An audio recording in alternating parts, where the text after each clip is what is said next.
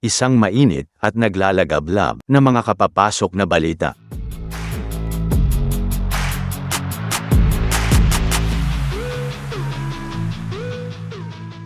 Sa gitna ng patuloy na pag-unlad ng programang modernisasyon ng sandatahang lakas ng Pilipinas, muling sumiklab ang usapan hinggil sa posibilidad na bumili ang bansa ng 20 unit ng F-16 Block 70-72 Viper mula sa United States, ang itinuturing na pinakaprobado at maasahang fighter jet sa kasaysayan ng modernong digmaan.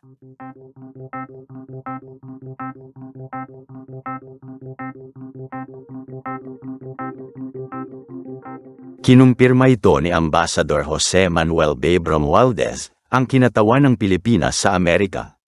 Ayon sa kanya, hindi pa tuluyang isinara ng ating pamahalaan ang pintuan para sa posibleng pagbili ng mga F-16 Viper, bagaman batid ng lahat na napakamahal ng halaga nito.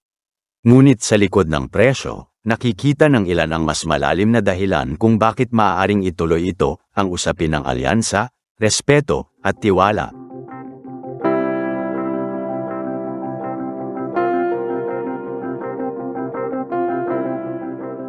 Ayon kay Ambassador Romualdez, hindi magiging madali ang pagpopondo sa proyektong ito. Kakailanganin daw ng malikhain at imahinatibong paraan upang maisakatuparan ang pagbili ng mga F-16, sapagkat hindi sapat ang karaniwang budget ng bansa para sa ganitong kalaking transaksyon.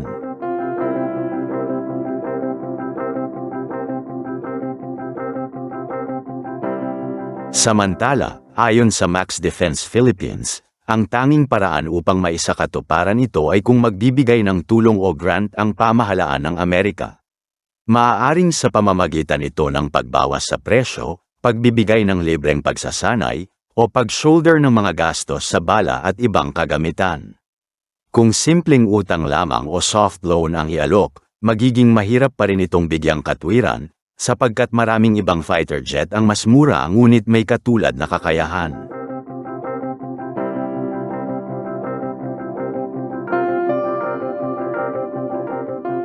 Ngunit higit pa sa presyo, ang tunay na halaga ng F-16 ay nasa koneksyon at alyansa. Ang pagbili ng F-16 ay magpapalalim sa ugnayan ng Pilipinas at ng Amerika, isang simbolo ng tiwala, pagkakaibigan, at kooperasyon sa larangan ng seguridad. Sa panahon na napakahalaga ng pagkakaisa ng mga kalyadong bansa sa harap ng mga hamon sa West Philippine Sea, ang pagkakaroon ng parehong uri ng eroplano na ginagamit ng US ay nagbibigay ng interoperability o kakayahang mag-operate ng magkasama sa iisang sistema.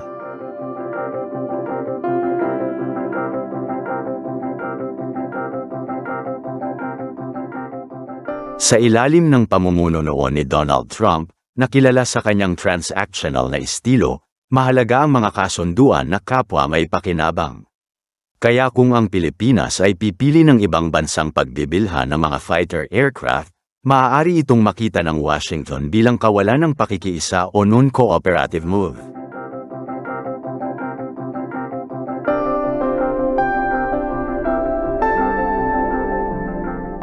Kung susuriin ang teknikal na aspeto, ang F-16 ay isa sa mga pinakapatunay na matagumpay na plataporma sa buong mundo.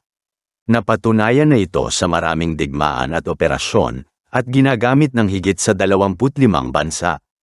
Kabilang sa mga karibal nito sa bidding ng Pilipinas ang JAS-39E, F Gripen mula Sweden,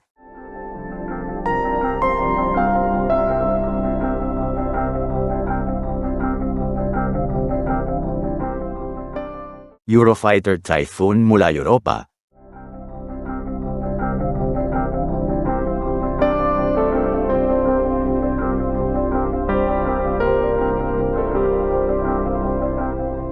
at ang KF-21 Boramae mula South Korea.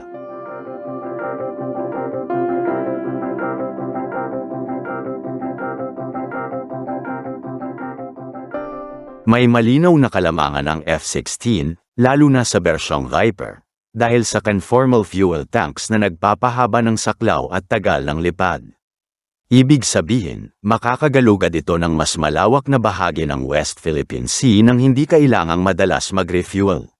Dagdag pa rito, ang pagkakatulad ng mga pyesa, armas, at teknolohiya sa gamit ng United States Air Force ay magpapadali sa logistics, maintenance, at pakikipag-ugnayan ng ating Air Force sa kanilang mga kaalyado.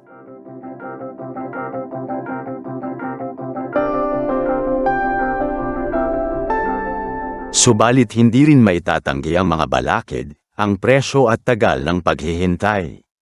Ayon sa mga pagtataya, aabuti ng 3 hanggang 4 na taon bago maihatid ang unang eroplano matapos pirmahan ang kontrata, at maaaring matapos ang buong batch lampas 2032.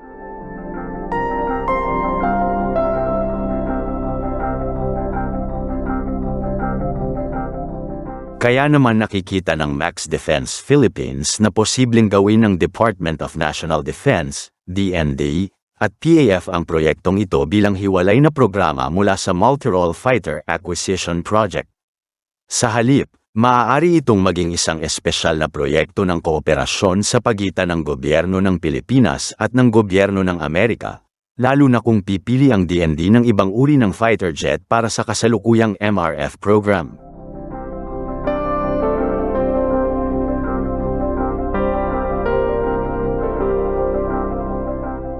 Sa kabuuan, ang usapin ng F-16 ay higit pa sa pagbili ng mga eroplano. Isa itong pagsusukat ng direksyon ng ating pambansang depensa, ng ating ugnayang panlabas, at ng ating kakayahang tumindig kasama ng mga kaalyado sa panahon ng kaguluhan.